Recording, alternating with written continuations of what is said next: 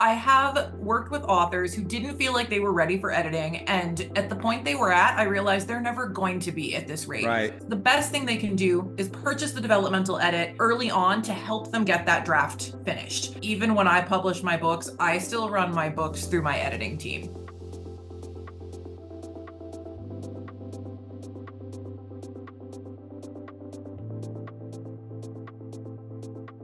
Traditional publishing took the control away from the author. And that's what I love about the self-publishing world now is the author has control.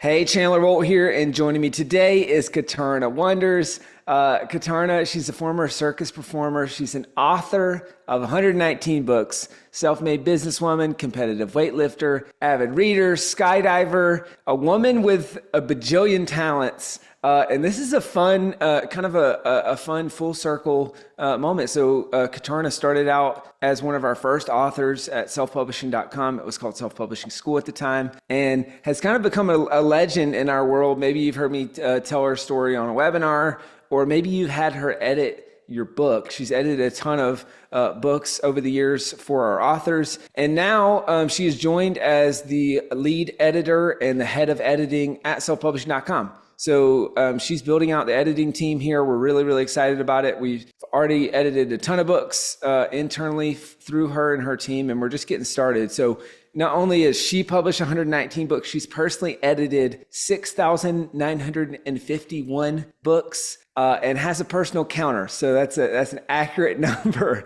And that's went up since the last time that we spoke, because she's always working on books for our authors. So today we're going to talk about all things editing. So this is the podcast for you if you've got questions about editing. So how do you hire an editor? What are the types of editing?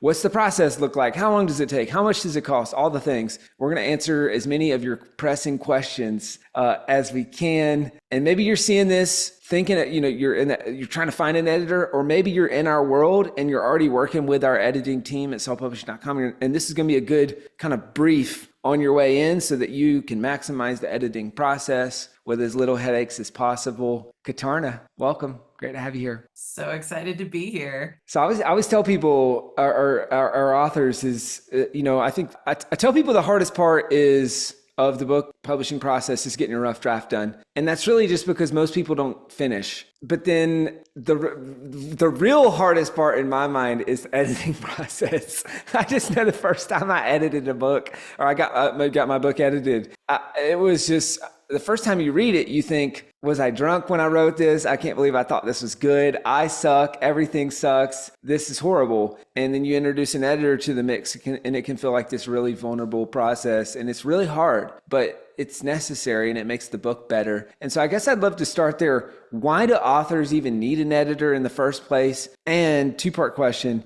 does every author need an editor? So much to unpack there. So yes, every author needs an editor. Even when I publish my books, I still run my books through my editing team. And I've been doing this for a long time. But why does the author need an editor? Because we as the authors do not see everything in our books because we're so close to it. So even on like a sentence level with grammar and mistakes, my books are full of typos because I'm typing really fast. My text messages are full of typos because I'm typing really fast. I know what I'm trying to say, and not everyone else will. So the editor is there to help you see the side of your work that you can't. No matter how many books you've written, you're never going to be able to come up with a completely clean manuscript on your own. That being said, the more books you write, the cleaner your manuscripts will be. So people who have worked with me for a long time definitely don't pay as much as they go down the road. The first book that you have edited, you will probably spend a lot on editing. After that, though, it will get cheaper and cheaper as you go. So people who have written, I have one author who's written probably 20 or 30 books now, and I've edited all of them. It's so much easier now. He's learned so much from the editing process because he's paid attention. So no matter what,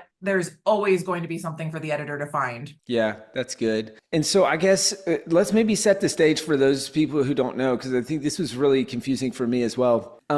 What are the different types of editing? I was gonna ask more about. I mean, I'm like, there's like 7 bajillion, and you ask different editors, and they're like, oh, well, there's all these types of editing, and there's all these types of editing. According to you, what are the different types of editing that an author might need? I like that you add that in, according to me. So I will preface this by saying this definition will be different for everyone. You would think that all these editors who are so detail oriented would be able to agree on the different types, and they won't. So I came from the world of traditional publishing, and the types of editing that I was taught and the rounds and the names there are what I'm using now. I have evolved the verbiage a little bit because now there's a really popular buzzword called line editing, and that's not something that we'd ever used before. But I actually like that now because I like that the idea is you go through the manuscript line by line. So I've adjusted my verbiage a little bit. My process that I've been using with my team over the years are the traditional publishing's 5 rounds. So in TradPub, there is the developmental round, the content round, the line editing round, the copy editing round, and then several proofreading rounds. And sometimes you have multiple rounds of each, but that's what we're going to go with today for the sake of ease. Just know that not everyone will agree. And some editors will call line editing copy editing, or they'll call it content editing. So these are kind of mix and match. So just know that going forward, if you use these terms I'm about to explain and you say this to another editor, they might have a different meaning. So starting with developmental, that is the big picture, looking at is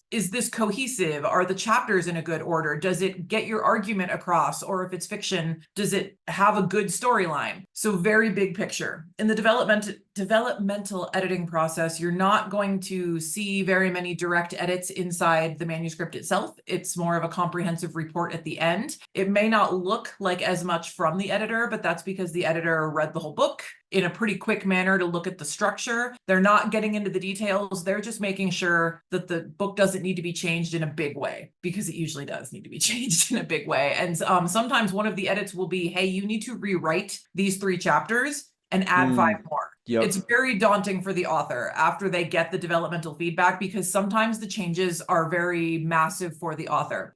After that, we move to content editing, which is, instead of big picture, it's like little picture. So still the overarching book, but now we're looking at, okay, now that we have the chapters in the right order, does each chapter flow well? And so it's like a chapter by chapter. Then we get into what we're now calling line editing. And I've just picked up on the buzzword because I actually like it now. But line editing is going through it at a paragraph and line by line level. So is it repetitive? That's the big one. Is it repetitive, I'd say? And does it make sense? Is it easy to read? Do I know what you're trying to say? That's round 3 usually. And that is where the magic happens. That editor is going to be worth their weight in gold, because there's so much happening. It's a lot of work for the editor. It's a lot of work for the author too, to try to go through the feedback, but it's worth it.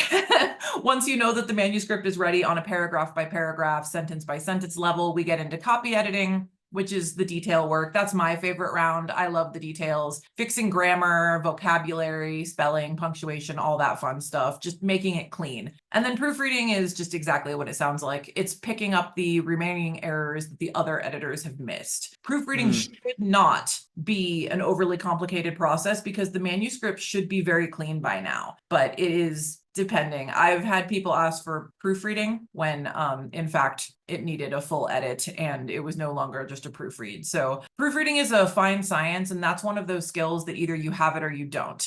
You can learn all the rules of grammar over time, but you're never going to learn how to spot errors, because either you have that eagle eye or you don't. So a good proofreader, that's a special talent to have. Yeah, I agree with that.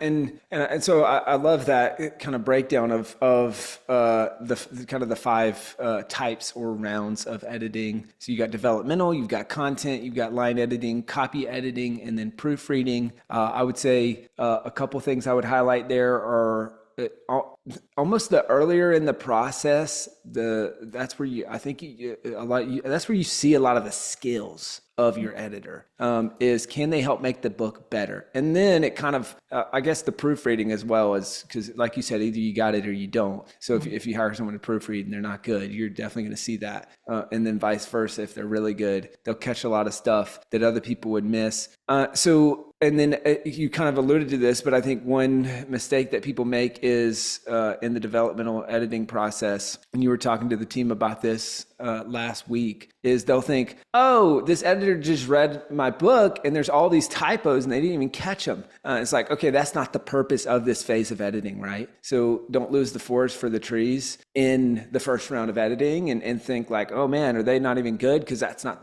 the purpose. So it's kind of almost like as you, the author, aligning with the editor is, okay, which type of editing are we in? And maybe you're only doing 2 rounds. Maybe you're doing 5 rounds, whatever that looks like for you and what you've chosen to do. Understand the purpose of the round that you're in and focus on that purpose, and don't get lost in the other stuff. I love I guess a couple clarify. I want to talk about finding an editor and kind of a few different buckets there. So making sure that people can find a great editor, and then we'll talk more about the process and how to navigate the process. So should people hire an editor specific to their genre or no? And I guess maybe even more big picture, how can someone find a good editor for their book? You like the double questions, don't you? I do. Two different parts. So to the genre question, yes and no. I will explain. So you want to have an editor who knows your genre because they're going to give you very genre specific feedback. If, like, let's say you've written a science fiction novel and you have an editor who only reads romance novels, well, they're going to give you a bunch of feedback that's completely irrelevant because they don't know your target audience. Or let's say you've written a business book and you get an editor who mostly edits self-help. They're going to try to get you to add all these inspirational quotes that maybe aren't necessary. So having an editor through a good portion of the process that is in your target audience is very important. And they're going to know verbiage. I have 2 editors on my team who specialize in scripture references and faith-based books that are very important because some of the other editors on the team might not know some of the language and try to change it. However, during the process, you do want at least 1 or 2 of your editors, if you're going through a whole process, you want them to be outside of that circle of readership because they're going to help you catch things that you might have said that would maybe make sense to most of your readers. Right. Some of your readers aren't going to know everything in there. So like, let's say you've written a real estate book and you use certain terms that the average layperson isn't going to know. And yeah, maybe a good chunk of your audience will know those terms. And if you have an editor who specializes in that, of course, they're going to know those terms as well. They wouldn't even think about the fact that, oh, the regular person reading this is not going to know that. So you do need a reader who will be able to catch things and ask you questions like, well, what is this? I don't know what this means. Can you clarify?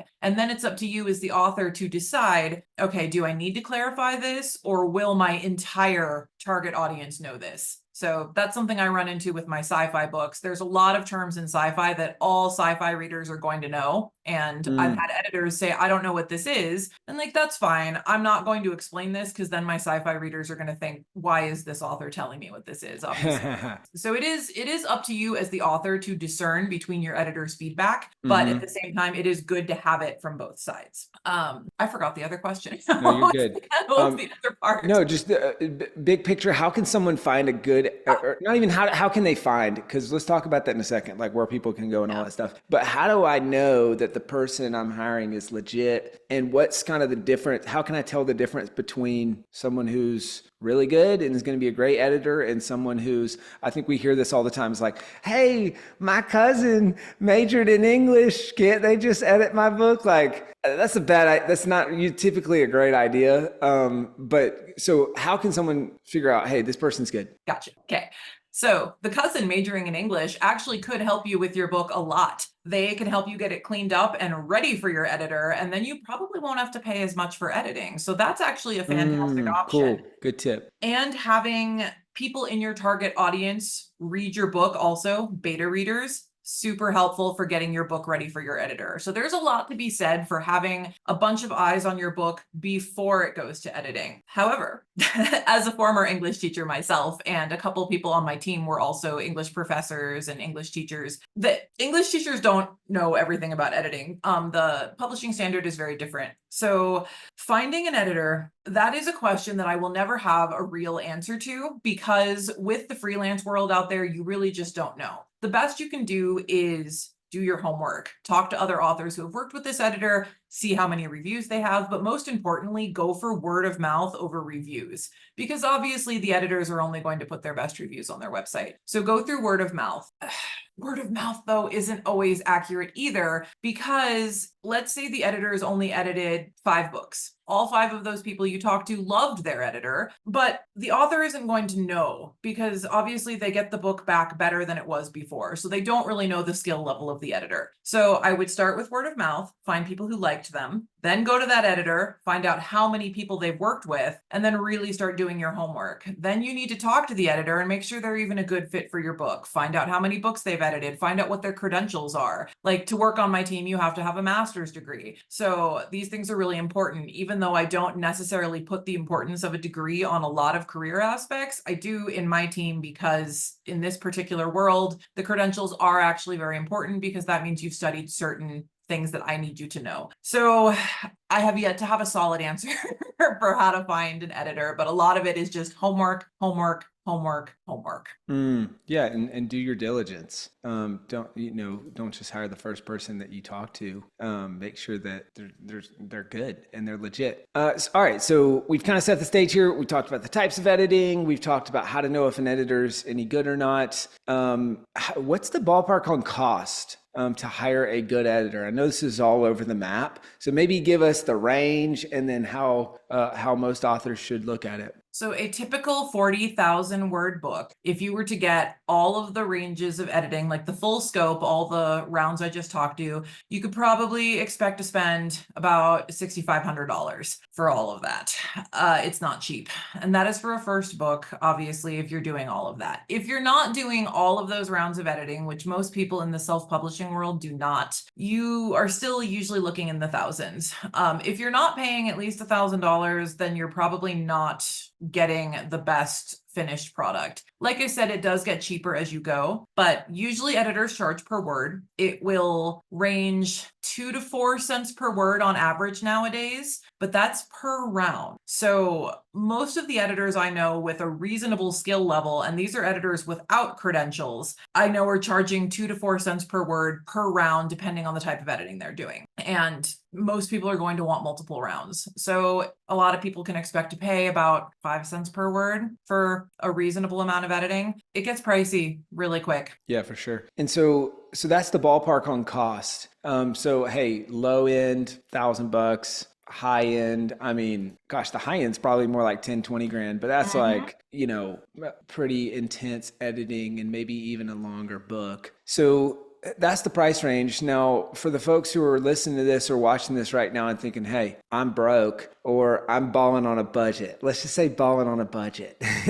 What are some things that I can do to where I can say, hey, I don't want to compromise? Because I think most people were like, hey, I don't want to compromise the quality of my book, but I do want to pay less, which you're kind of balancing those two things. So what can folks do to not compromise on quality of the book, but maybe reduce their editing costs a little bit? Great question. There's a lot of options for this. If you have the guerrilla hustle that that you need for this, you can actually save a lot of money. So start with beta readers. You can go on places like Fiverr and Upwork looking for beta readers. Just know that anyone on Fiverr, you have no way to know where they came from, what their credentials are, anything like that. However, if you get enough of them, you can get this done for pretty cheap. Hire the beta readers. They'll give you feedback on your manuscript. Pay attention to the feedback through all the beta readers before you start making changes. So try to get at least 4 to 5 beta readers to go through your book before you start implementing the feedback they give you. Some people think it's a good idea to go in a linear process. So you implement the feedback from one and then the next and then the next. The problem with that is you might get conflicting feedback. So assess the feedback from all of them, then start making your changes. Then go through the beta reading process again with several more. If you can find people to do this for free who are in your target audience, even better. Good luck with that though, because they tend not to be so on top of things with the timeline. Then once you have a solid structure for your book based on your beta reader feedback, start sending it through AI editing tools. AutoCrit is fantastic. It has a story analyzing feature in there that can really help you break things down. AutoCrit's actually my favorite out of all of them. And that will help you look for repetition. It'll compare your manuscript to other authors in your genre, things like that, looking for pacing issues, strong writing, really fantastic tool. And then once you've gone through that, then start going through more AI editing software like either Hemingway or Pro Writing Aid, Grammarly. Grammarly's okay. Pro Writing Aid's better, but it is still, it's not a human. So these are AI editing tools that will give you incorrect feedback sometimes. You can even use software like ChatGPT to ask it questions, but I would not rely very heavily on that one. I would go for writing software and editing software that is designed for writers. So that can really help you clean stuff up. Pay attention to the feedback it gives you and make sure it actually applies, because I've had people come to me with a manuscript that they ran through Pro Writing Aid and they took all the advice from Pro Writing Aid and they sent me a really weird manuscript because it's a robot. Your robot isn't going to be able to read your book and give you appropriate feedback on everything. So I've definitely seen AI editing software make the book a little worse in some cases. So just be cautious as you're going through it. And just read in your genre and you'll know what to do better. But yeah, that is my best suggestion, is go through a lot of other people for feedback for the structure, use lots of editing software for cleaning it up, and then get it to an editor. And by the time you've done all that, and we are talking a lot of effort on your part. Yes. So it depends on how bad you want to save money. If you really want to do this on a budget, you can get a pretty clean manuscript on your own. You're still going to need an editor, but that editor isn't going to charge you nearly as much at this point. Right. And then you can just do more of the copy editing or proofreading, which is a lot less expensive if you're doing that front work. That's good. Those are great tips. I hope you're loving this episode so far. So if you're serious about writing and publishing your book, we would love to chat with you and help create a custom plan. All right. So all you need to do right now is go to selfpublishing.com/schedule. Schedule a 45-minute consultation with one of the experts on my team. All right. Let's implement what you're learning in this episode and let's see how we can help with your book. Go to selfpublishing.com/schedule. And I guess I would frame it this way. I mean, a lot of people, well, actually two things. One, do a verbal read through. We talk about this all the time. I talk about this in my book, Published. We talk about this with our authors, which means literally reading it out loud, the entire book, before you send it to an editor. You will be amazed at how much that you will catch in that process. And so that's been one of the most helpful things for me prior to working with an editor, is doing that. That makes the book better. That makes my life easier. That makes their life easier. Now, it doesn't feel like it makes my life easier in the short term. It's like, I got to read this whole freaking book out loud. That sounds like a lot of work. But so that's the first thing I would recommend. And then secondly, kind of to your point, Qatharina, with anything in life, you're either spending time to save money or you're spending money to save time. And depending on where you're at in life, you might be optimizing for one or the other. So just know if you're spending good money and you did a good job of vetting and making sure that person's good, well, you're paying for peace of mind and you're paying for a quality book, right? But then on the flip side, if you're spending a lot of time to save money, you're really spending time to cut down on the costs, right? And so, and it may or may not be better, but maybe that's what you got to do, right? So just kind of evaluate your options, and are you going to spend time or spend money, and which one do you have more of? That's probably will point you in the direction of your strategy. So let's talk about at what point in the process, Qatharina, should people start looking for an editor? So this depends on which type of editing you're looking to purchase. If you are wanting to go through the full Monty, like everything, the developmental, the line editing, everything, you can start looking for an editor earlier in the process. So if you're going to go through developmental editing, you might not even have a 100% completed rough draft. I might be shooting myself in the foot by saying this right now, because some of the stuff I get when I tell people to send it to me, I have regrets sometimes. Sometimes I say it doesn't have to be fully fleshed out, and then I get like just an outline of word vomit, and I don't love my life at that point. But sometimes it is important I have worked with authors who didn't feel like they were ready for editing. And at the point they were at, I realized they're never going to be at this rate. Right. The best thing they can do is purchase the developmental edit early on to help them get that draft finished. So I'm not saying we're going to coach you through the writing process, but I am saying if you have like maybe say a 10,000 word, we'll call it a skeleton draft, then we can help you with that and say, okay, so this is a great structure. Maybe you need to flesh this out. Maybe you shouldn't talk as much about this part, finish it from here. So that's actually a very early point in the process that you could start working with the developmental editor to get your draft solid. So if you are, however, not going to be purchasing developmental editing, then let's say you're going to start at copy editing, like a lot of people do. You need to have a very solid finished draft. You need to make sure everything is ready. All of your chapters are divided. You've talked about everything. Your bullet points are finished. You want that editor to edit everything you have. So at that point, you need a very clean draft. So the answer, it depends. Cool. And one thing I'd say on this is, let's assume it's going to take you 1 to 2 weeks to find an editor, and let's assume that it's going to take them 1 to 2 weeks to get started, and maybe longer, right? So I think this is certainly a mistake that I made. It's like, all right, I've got my rough draft done. I did my verbal read through. All right, I'm ready for editing. Now let's start looking for an editor. And then I was frustrated when it took a long time, and then the best editors are booked out, right? And so I'm like, well, no, I want to start on my book now. This is my Colby high quick start. I'm like, no, we got to go now. And so I just temper your expectations and or start looking before you need it. And so that's one thing I would say there. Another thing, just shameless plug for our author Advantage Accelerator Elite program. I know you mentioned like, hey, an editor's not your coach, and they're absolutely not. And so that's a good thing about what we do at selfpublishing.com that makes us unique is you have a coach. And then if you purchase editing from us, you have an editor. And so sometimes you need someone to coach you and encourage you through the process. That's not your editor, right? Now, maybe if they're good, they will here and there, but like if you're depending on them to do that, that's not their job. Their job is to make your book better, right? And sometimes you need to go to your coach and get some encouragement while your editor is ripping you a new one. and so just know that, hey, if you're just straight up hiring an editor and you're not working with us, like that's not their job, and you're not going to get coaching from them. They need a finished manuscript that they can then help, or a mostly finished manuscript that they can help you craft into a final and great book. Qatharina, where are the best places for people to find a good editor? So let's assume they're not working with us. They're just kind of out there winging it like an idiot. No, I'm just kidding. No, they're just out there looking like, hey, where can I find an editor? Are there good marketplaces? I know you said referrals earlier. What have you found be successful? The best thing I've found is just Googling best editors for self-published authors. Or if you have books that you've read that you like a lot, look and see who the editor is. You would be surprised.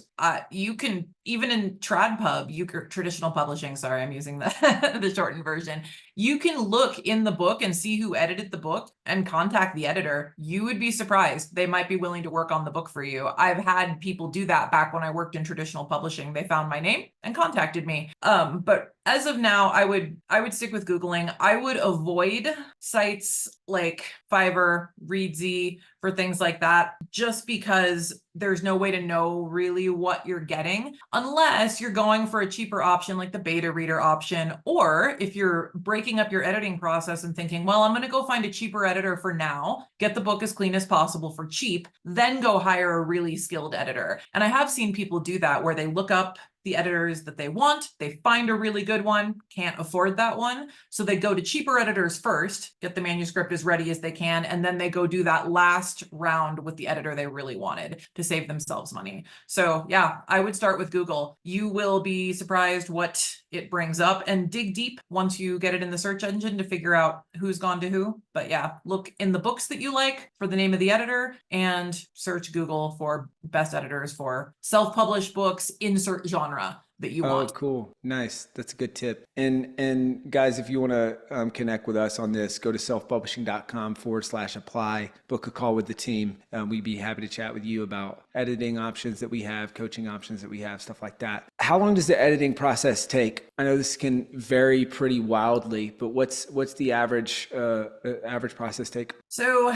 the average process for an author who works with me versus an author who works with an editor in general, pretty different. I mean, I've been doing this for 21 years, so I'm a lot faster than most editors. I have seen the process take on average with most companies about 6 months, and that's the average, and that's pretty long. My numbers look nothing like that. However, if you're doing multiple rounds, it could even take longer. But one round of editing, once the editor gets started, usually like 2 or 3 weeks. But boy, it really varies. It depends on how many rounds you're doing, how long it takes you as the author to get your feedback back to the editor. It depends on the editor's wait list. It depends on the editor's speed of editing. There's so many factors, but most of the books that I've done, I usually do 2 rounds of edits on my books nowadays, just because I've been writing so long. And I usually spend about a month in the editing process with my personal books. Cool. Nice. That's helpful. Now, let's talk about, we talked about this a little bit earlier, but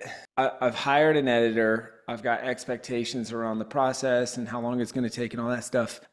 Any other tips on how I can best prepare for the editing process? And especially, I'd love to hear, as an editor, kind of your take on how folks can make your job easier so that the book gets better. Once you find the right person and you know that this is the right person because you've interacted enough to make sure you're a good like personality and culture fit, just ask them. It's because every editor is going to have a different answer. So for me personally, when someone wants to know what'll make it the easiest, like I work in Google Docs and so does my whole team. So we have a whole process laid out of here's what you can do. Here are things to look for. I have a little manual I send them. It's a self-editing guide to say, okay, look for these things. This will make our job easier. Please get your manuscript uploaded in segments in Google Docs, format it just like this with this font. So I have a list of things I give people that I ask them to do before sending it to me. Not every editor will have that, especially if you get a newer editor. They're just going to say, I don't know, send me your book.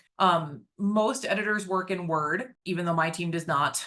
So usually you're safe with a Word document because a Word document can then be uploaded in any format. So it's really just communicate with your editor, find out what they want from you to make it easier. And the next best thing you can do is trust that your editor knows what they're doing instead of questioning every little thing they do. If you see an edit in your manuscript that you don't understand, before you email them asking them to explain every little thing they did, you can Google things. You can look things up in Merriam-Webster. There are so many options to figure out why an editor did that. The amount of times I've had to just send people links with Google that they could have done themselves. And it took me a lot of time that, you know, this person's paying for my time. There's a lot of things they could have done themselves that they didn't have to ask me for. It's a good distinction. I mean, if you're going to hire an expert, trust the expert. And the easier you are to work with and the smoother you are to work with, the better your book's going to get. So if your editor, instead of spending time answering needless dozens of questions about edits, can actually just dive into the manuscript, that's going to make your book better, right? And so you being easier to work with and trusting them, and really you got to drop your ego, because the ego flares up a good bit in the editing process because it feels like they're cutting pieces of you out, not pieces of your book out. All right, at least it's felt that way for me sometimes. And so for me, doing 7 books now, it's my mindset shift has been, I want you to ruthlessly cut this, and anything that is not great, I want it out. And now it's easy to say that. And then you see them delete that thing and you're like, well, hold up, I thought that was good. But so just come in, I think, with that attitude, and it'll be a lot better. And then you mentioned one thing that is really important. I should have asked about this earlier, is what formats to send your book. I'll just caution people, do not use Microsoft Word. Or like, I'm not a big fan of static docs. I know you said we do all of our editing in Google Docs. If you want to work with us, you need to be in Google Docs. And I would argue that you just should do that anyway, because it for those who aren't familiar, it's a collaborative piece of software. So multiple people can be in it at once. And it's always a live version. So that's the two big differences. We talked about this with the team last week, is, the tragedy of when you send it off to your editor and like, oh shoot, I want to add something in chapter 10 or whatever, or I just need to fix this one thing. Well, you can't do it because you don't have the active version of the doc. I guess you can, but you got to make sure that it transfers. It's just super complicated. So instead, use Google Docs or something like Google Docs that's a live, that's always got the live, current, newest version, and that'll make your life a lot easier. Let's talk about, I'm just going to kind of do a lightning round on a few final things. What are mistakes that you see authors make in the editing process, or things that is just the fastest way to drive your editor crazy, or make the edit, or drive yourself crazy because it's going to make the editing process way worse? Number one thing, making changes while the editor is editing. And like I said, a lot of editors do work in Word, even though I don't. And the reason I say if you upload your document into a Word doc format, it'll transfer to anything. I love it because we can upload a Word doc into Google Docs and transfer it over. That being said, with Google Docs, because it's live, the authors do like to sneak in there and start making changes while the editor is working, and that does drive us crazy. I would say 100% of editors. I'm confident saying 100% of editors do not like that. I don't necessarily mind if people make changes when I'm not in the document, but if they see my little face up in the corner and I'm actively in there editing and they start moving things around, it's extremely frustrating. But if an editor is working in a format that's not live, like let's say they sent a Word document and they're working on the Word document and the author sends another version of the manuscript while the editor is working, you really just screwed yourself up and the editor. So just once you have sent a version to your editor to edit, leave that version alone until the editor says it's okay to make changes. So that is the number one thing, is making changes while the editor is editing, for sure. It's good. What are communication expectations with your editor? What should people expect? Great question. Really great question. Again, this will depend on your editor. Most editors at like an editing company, when there's a team, you can expect a lot less communication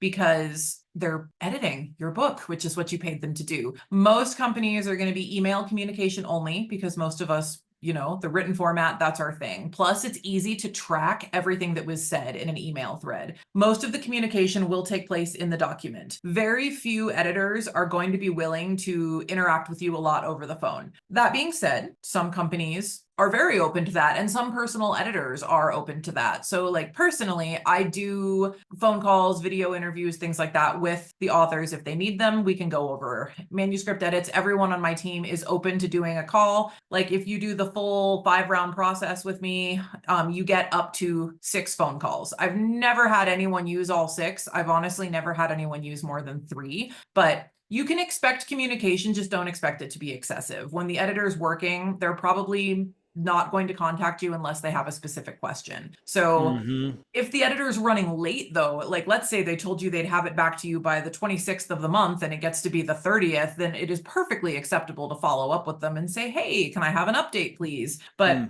overall, just kind of let them do their thing and they will contact you when they need you. That's good. And I mean, 2 things to consider here. I mean, editors are editors for a reason. They like words and writing. And so that probably means that that's a better form of communication for them and to them. And so now you might be, as an author, like, hey, I'm live. Let's do it live, baby. Hop on Zoom and let's chat. But it's probably not a great method of communication for them. And sure, yeah, sometimes it's needed to really communicate what you're going for. And for somebody like me who's better at speaking than writing, I think, then, maybe that's going to be better for you.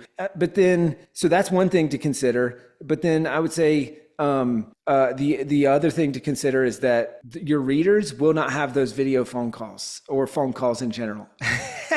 So if it's needed to give context on the book, then it probably should be in the book. And so just something to consider as you're thinking about working with an editor. Last couple questions here would be, let's say I'm listening to this or watching this and I just signed up for editing with selfpublishing.com. Any other tips that you would give for people as they're prepping for the process, so they can get the most out of the process and work well with the team? So for us specifically, getting your manuscript ready in Google Docs. That is the number one thing, and making sure it is just the raw text. So removing images, borders, any sort of formatting. The editors just need an easy to read font, and they're going to give you a better experience. And we also break up the Google document into 20,000 words or less in chunks, because once you're adding a lot of edits, it'll slow the document down. The other thing to keep in mind is if you don't know how to use the suggested edits mode or to address comments in a Google document, watch a tutorial. We have one that we send our authors, but just learn everything you can about handling edits in Google documents. Also, when your editors make a comment in the book, like let's say they're asking a question, hey, what does this mean? That doesn't mean to reply to the editor's comment explaining to the editor what it means. We probably actually knew what you meant. We just needed you to explain in the book.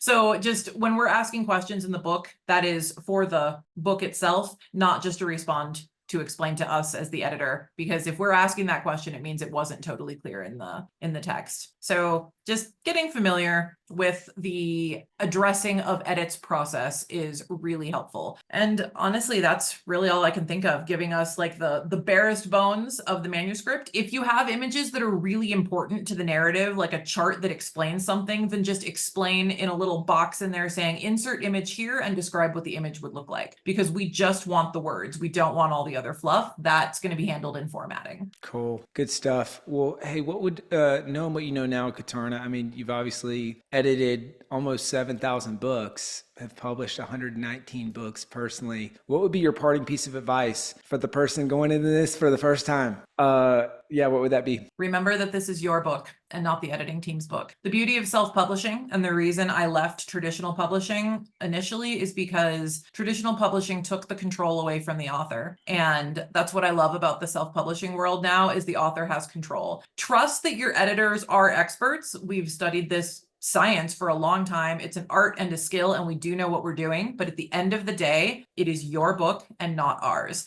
So if you don't agree with certain edits that we make, you don't have to take them. You are welcome to push back, maybe be nice about it, but you can say, I don't agree with these edits, here's why. And maybe the two of you as a synergy, editor and author, can work together to come up with a compromise so that you are not losing your voice in your book. So trust your editor, but also remember, this is your baby. That's great.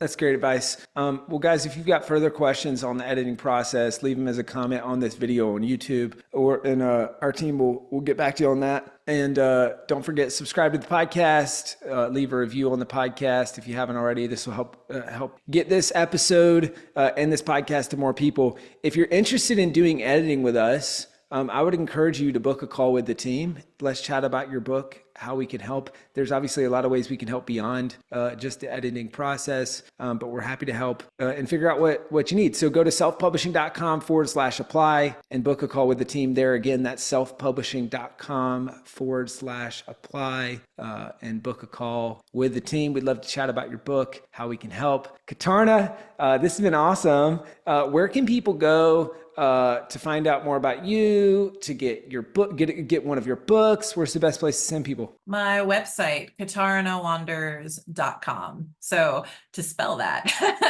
Qatarina. My legal spelling and my pen name are a little bit different, but qatarinawanders.com. Cool. Guys, check it out. Grab a copy of Qatharina's book, and maybe you'll be working with her team and our team in the editing process. Qatharina, thanks again. Thank you. Thank you so much for watching or listening to this episode of the Self-Publishing School podcast. I know there's so many places that you could be spending your time. There's other podcasts that you could be listening to, YouTube channels that you could be watching. So thank you so much. It means the world. Now, I want you to do 3 things right now if you found this episode helpful. I don't know if you know this, but we've got a YouTube channel. It's a companion channel to this podcast. All the video versions of the episode are on the YouTube channel. So number 1, subscribe to the YouTube channel. Number 2, if you're listening to this podcast wherever, whether this is Spotify, Apple Podcasts. Number 2, I want you to subscribe to this podcast right now so you don't miss a future episode. And then number 3, this is probably the most important, leave a review on the podcast. All right, reviews are super important and help this podcast get discovered by other people. So number 3, leave a review on the podcast. Thank you so much. I'll see you in the next episode.